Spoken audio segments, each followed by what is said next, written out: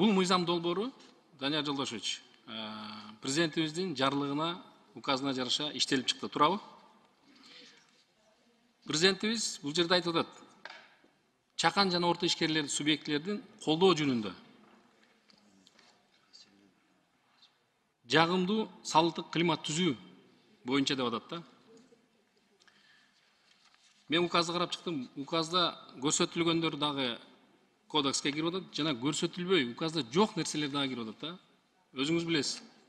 Мен 2-3 сунуш киргиздим, анын бирөөсү гана кабыл алып тур, экөөсү кабыл албай калыптыр да. Жеке аудит боюнча. Указда эч кандай бир сөз жок да. Ошол жеке аудит боюнча кайсыл мамлекеттерде, кошуна мамлекеттери же чет мамлекеттерде кандай иштеп атат ушул аудит боюнчачы? Айтсаңыздар ошо боюнча. Айбек Алтынбекович, негизи указдын алкагында кирген берене, анткени бул ишкерлерге берген жеңилдик, ыктыярдык түрдө. Эгерде жанагы ачык акционердик коомдордо негизи чогулуштун алдында аудит өткөрүлөт да.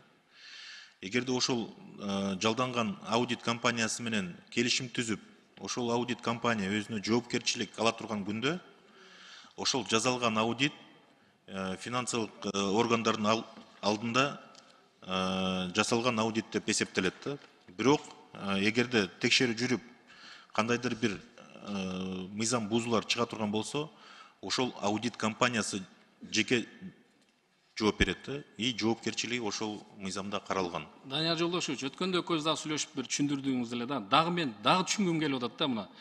Анан коомчулук дагы түшүнсүн да. Бизди жеке ишкерлер, сиз акционерлик коомдорду гана айтып атасыз да азырчы. Жеке ишкерлер да. Жеке жана чакан, орто бизнесмендер бар да. Алар дагы ушул аудиттерди, жеке аудиттерди келишим түрүндө өздөрүн баягы каалоосу менен ыктыярдуу түрдө болуп атат да. Анан плановый дегенди дагы кошуп коюп атасыздар да. Ар бир плановый салык кызматы эмне кылат, эмне жумуш кылат анда? Жок, Айбек Алтынбекович, негизи салык 3 жылда бир же жыл сайын проверкалоо өтөт да. Эгерде добровольный плательщик болсо 3 жылда бир деле эметсе болот. Же жыл сайын эмете турган. Бирок негизи бул дагы жеңилдик, госорганга дагы жеңилдик и жеке ишкерге дагы. Эгерде каалоосу жок боло турган болсо, өз ыктыяры менен арызын жазып туруп, ошол кылынган аудиттин жыйынтыгын налоговый проверкага кабыл алууга деген арызы жок болсо, анда плановый эле жанагы салык органдары жүргүзгөн проверкасын өздөрү жүргүзүп кете берет. Мен эми кереги жокпу дейм да. Кошуна мамлекеттерге, башка мамлекеттерде пример келтириңизчи. Могу мамлекетте бар ушул аудиттер иштеп атат, жакшы иштеп атат деп бир барбы? Айбек Алтынбекович, бул негизи мисал алыңызчы бир. Жок, негизинен бул пилот. Эч жерде жок да. Данияр Жолдошевич. Айбек Алтынбекович, негизи биз деле Кыргызстанда бул жаңылык кирип атат да азыр бул. Эгерде каршы болсоңуздар, биз деле алып койгонго эч бир эмес жок. Бирок жакшы жери көп да бунуку. Анткени кылынган аудит, ошол эле аудитке баары бир акча төлөнөт. Данияр Жолдошевич, указда айтып атпайбы? Чакан жана орто ишкерлерге жеңилдик, жагымдуу климат түзүү болуп атат да. Жок, эртеңки күндө менин ыктыярым болсо, азыр коомчулукта жагымдуу жагдай түзүлүп атабы? Айтсаңызчы, бардык жерде эле митингдер болуп атат, жакшы эмес болуп атат да. Ошон үчүн айтам, указдын гана үстүндө иштесеңиздер, камин жакшы болот эле деген ойду айтып атам да мен. Мен сиздерди колдоп атам. Колдоймун. Бардык Кыргызстанда ким ишкерлик менен алектенсе, бардыгы салыкты так түз, ачык айкындуулук менен төлөш керек. Бериш керек. Эгерде салык төлөнбөсө, мамлекет алдыга жылбайт. Аны мен жакшы түшүнөм. Мен сиздерди колдойм. Бирок ошол жерде дагы баягы указга жараша мыйзам иштелип чыгыштын ордуна ашыкча нерселерди киргизип берип атасыздар да ошол мыйзамдын алкагында. Айбек Алтынбекович, негизи мурунку кабыл алынган кодексте негизи кодекска жылына бир эле өзгөртүү киргизилет да. Ал жалаң гана президенттин указында эмес, негизи учурга талап боло турган өзгөртүүлөр да кирип кете берет. Биринчиден.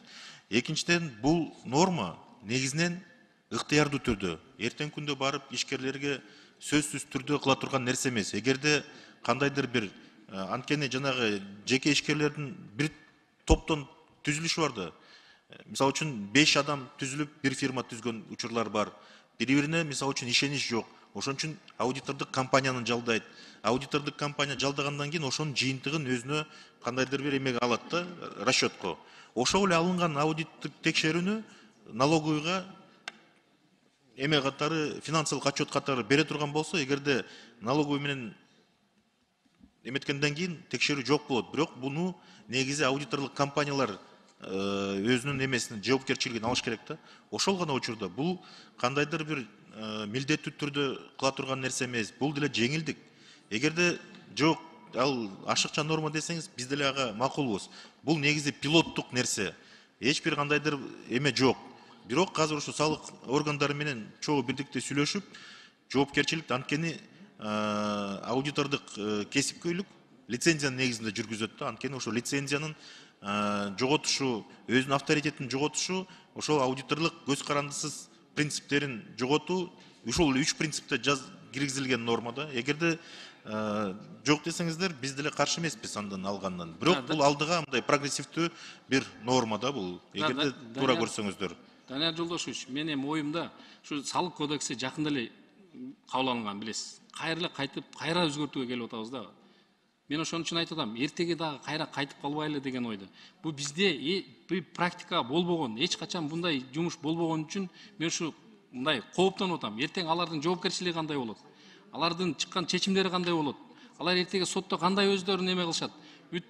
Эртеге алар эгерде бирөөнүн гана үстүнөн иш козголуп кете турган болсо, эгерде туура чечим болбой калса, бардыгы ошол жеке аудиттердин бардыгы мындай каршылык иштебей коюшу мүмкүн да. Анан бул баягы салыктын бул статьясы такыр иштебей калышы мүмкүн да. Мен ошон үчүн эле кооптонуп атам. Негизи добуш менен чечилет. Эгерде добуш менен өтө турган болсо, ал мен ага эме эмесмин. Негизи өзү мен бул норма боюнча мен каршымын да. Бул менин сунушум болчу.